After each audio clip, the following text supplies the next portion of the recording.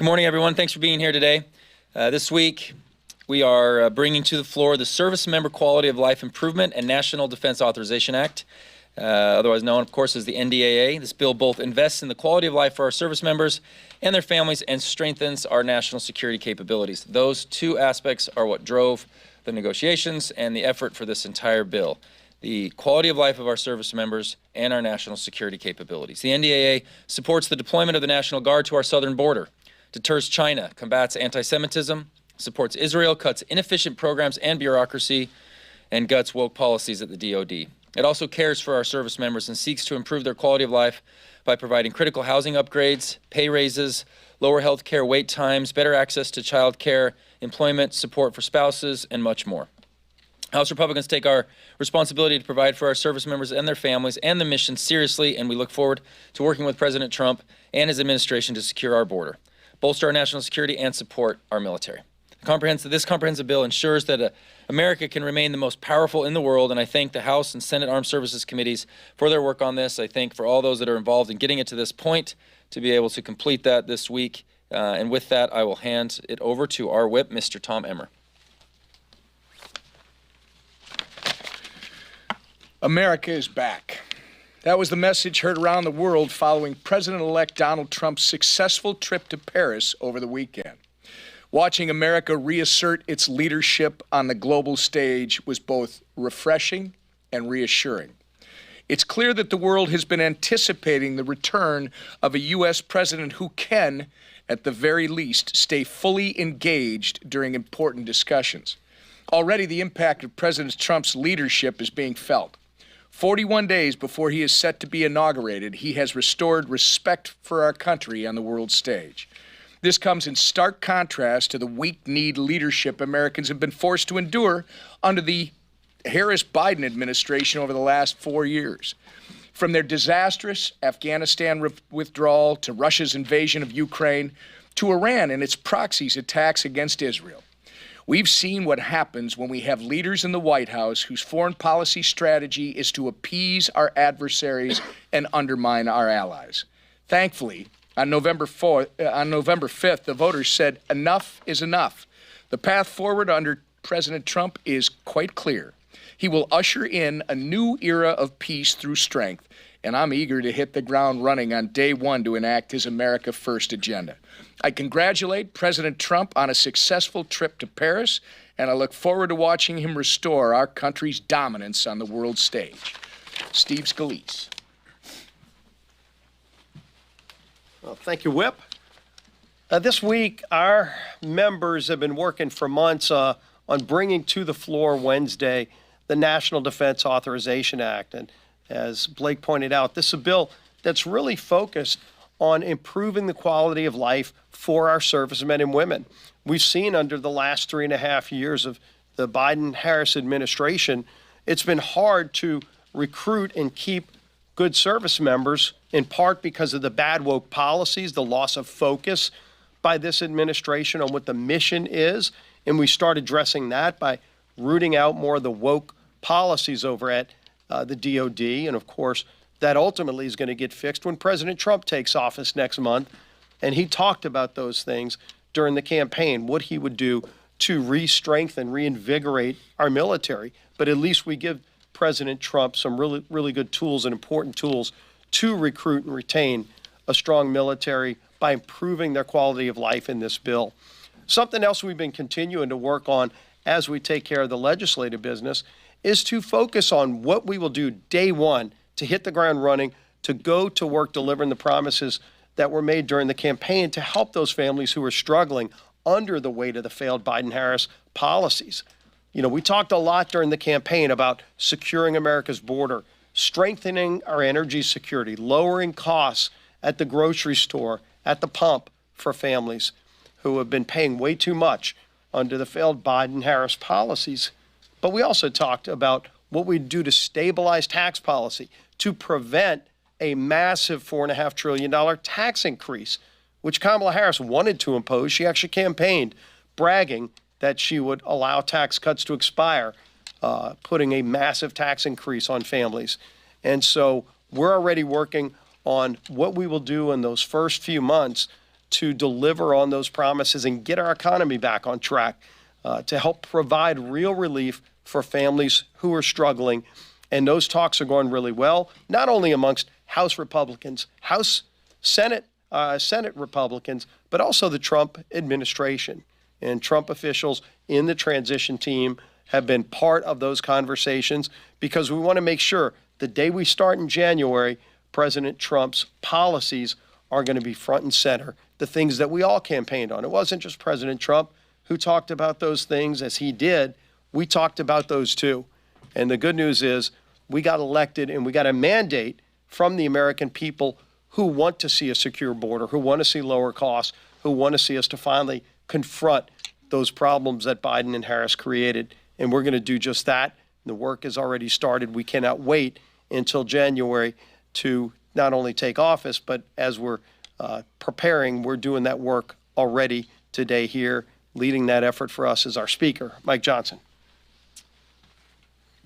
Thank you, Steve. Leader, good morning to all of you. I was here until late last night. About 13 hours ago, all these seats were filled with midshipmen. About 40 midshipmen from the U.S. Naval Academy were here on a visit, and we came into the room, the end of the Capitol tour. My son brought a bunch of his classmates.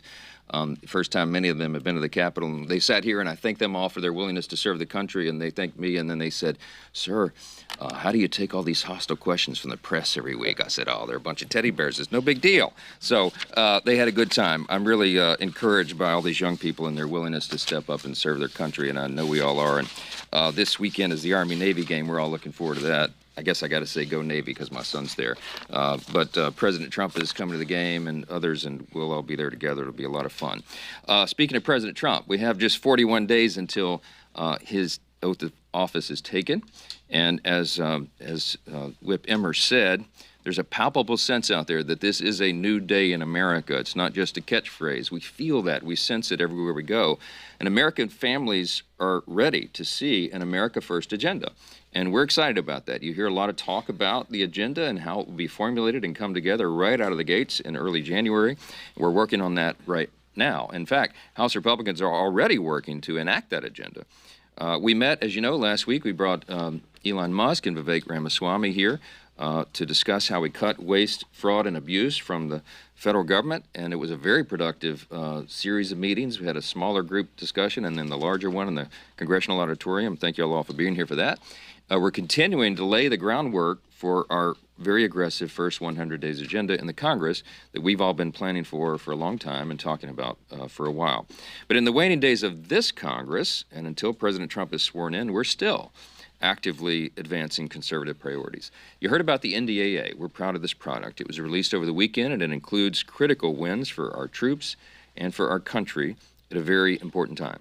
I want to thank Chairman Mike Rogers of the House Armed Services Committee and all the committee members and all the staff for their really hard work on the bill. We spent a lot of time and effort working on it because our service members and their families deserve our best efforts. That's why we made landmark investments in their quality of life, as you heard, with a 14.5% pay raise for junior service members. It's really important right now, and improved housing for our military families and other benefits. And it's also why we stopped funds from going to CRT in our military academies. We banned TRICARE from prescribing treatments that would ultimately sterilize our kids, and we gutted the DEI bureaucracy. And because we believe in peace through strength, we blocked the Biden administration's plan to reduce the number of U.S. Special Forces. We supported the deployment of the National Guard at the border. We expanded U.S. joint military exercises with Israel, and we increased funding for U.S. defense initiatives in the Indo-Pacific, and that includes Taiwan. At the same time, while we plussed up those other accounts, we cut $31 billion in bloated Pentagon bureaucracy, obsolete weapons, and inefficient programs. A lot of that will continue into the new year, and those are some very important innovations. The safety and security of the American people is our top priority, and this year's NDAA ensures our military has the resources and the capabilities needed to remain the most powerful fighting force on the planet. I look forward to voting for it later this week, and I think you'll have a large vote on the House floor in affirmation of all this. Also this week, we'll be voting on the Judges Act to ensure there's a sufficient number of federal judgeships for our growing population. Look, Republicans believe in the rule of law, And we've got to uphold that principle. We can't overburden the courts and our judges with these excessive caseloads, and that's what's been happening. It's been 35 years since Congress has authorized a package like this, and our population and caseloads have grown, and we just have to address this for the judicial branch to keep peace. More judges means more Americans can access equal and impartial justice without waiting years to get it. I'm excited to see this bill pass. I used to be a federal court litigator, and I can tell you it's desperately needed. It's a fun time of year, lots of holiday celebrations, Christmas parties and all in and around Capitol Hill. I've seen some of you at all these events. This is a good time to be thankful and to remember what an extraordinary country we live in and what great promise we have in the new year ahead of us and to celebrate together. So with that, I'll take a few questions. Yes, ma'am. I wanted to ask about the generalized system of preferences. January 1st, it'll have been gone for 4 years. Is this something that leadership still wants to bring back? And if so, will it go on the suspension calendar early next year, or will it need to wait for all the big bills to move the immigration and the tax reform? We haven't even had a chance to really address that in any detail, so stay tuned on that when I get back to you. Yes, ma'am. Over here, second row. Thanks. The Kids Online Safety Act, I'm just curious, does the updated text relate to concerns members in your caucus have had about it? And if not, what is your message to parents who say the government needs to do more to protect their kids from, the harmful effects of social media? Yeah, it's a really important issue. As a parent, I'm very passionate about protecting children online. As a professional, as a lawyer, in my career as a legislator, I've made this a big part of my work. My life's commitment is to protect children, and we've been doing that. Look, we have to take some initiative on this. There's been some great work done on COSA. As you know, there's still some concern about the free speech components of that and whether it might lead to further censorship by the government of valid, conservative voices, for example. So we're working through all that. I'm grateful for the hard work that's been done. I'm grateful for the support behind it. I think all of us, 100% of us, support the principle behind it. But you got to get this one right. When you're dealing with the regulation of free speech, you can't go too far and have it be overbroad, but you want to achieve those objectives. So it's essential that we get this issue right. We are very optimistic that if it's not done this year, that we can do that early next year with our Republican majorities, because it's the Republican Party that has been working aggressively to protect children online. We lead on this, and we'll continue to lead on it. Yes, ma'am. Thank you. After yesterday's steering committee meeting, it looks likely that there will be no women as elected committee chairs for the next Congress. I'm just curious if you think that poses any challenges for the party as you craft policy over the next year. Look, we chairmen of committees are very important positions, but we really do engage all the membership. We have extraordinary women serving in Congress and in the Republican conference. In fact, we elected some really strong women in this upcoming freshman class. We value those voices, and they have everybody has an equal say at the table. And I'm really proud. I don't think we haven't decided all the committee chairs yet, as you know. So we'll see how this shakes out. But these are thoughtful elections. We have an embarrassment of riches, frankly. When you have multiple people running for these gavels, we discussed it yesterday in steering. Any of these folks are doing an extraordinary job because they're all great colleagues and have great experience to the table and all that. So stay tuned on the final composition of conference chairs. We'll see how it all shakes out. Scott. Last question. Thank you, Mr. Speaker. Your first year in Congress was 2017, the last time we saw a GOP trifecta. Republicans spent the large majority of that year focused on repealing Obamacare, and it didn't work out for your party. You got to remind me of that, don't you? Yeah. Looking ahead to 2025, is there any discussion or debate, or would it be wiser to start with tax cuts, which is a big priority for a number of folks in your conference, rather than something like border security, which could really run into a lot of problems and get bogged down by the process? It's a great question, and we're having, as you know, lots of thoughtful discussion about the best play calls. Y'all have heard me talking about our proverbial playbook we've been developing for about a year. It's well designed, and so we have a menu of options. What we're deciding right now is the sequence of how we run those plays, and it's really important. The House and the Senate have different calculations on how that's done, but we all have exactly the same priorities. The incoming administration, the Senate Republicans and the House Republicans, we got to take care of the border as a top priority, and we will. We've got to get the economy going again, and we will. Part of that is ensuring that we don't have the largest tax increase in U.S. history on the American people at the end of this coming year when those Trump tax cuts expire. So we can walk and chew gum at the same time. The sequence and the use of reconciliation is really important. There are thoughtful discussions going on right now. They will be all day. I have a session late tonight scheduled, I think, from 7:30 to 9 p.m. with committee chairs of the committees of jurisdiction and the folks who will be involved in engineering all of this. We've been talking almost been talking daily with the incoming White House and the policy staff over there, and the president and I will be talking.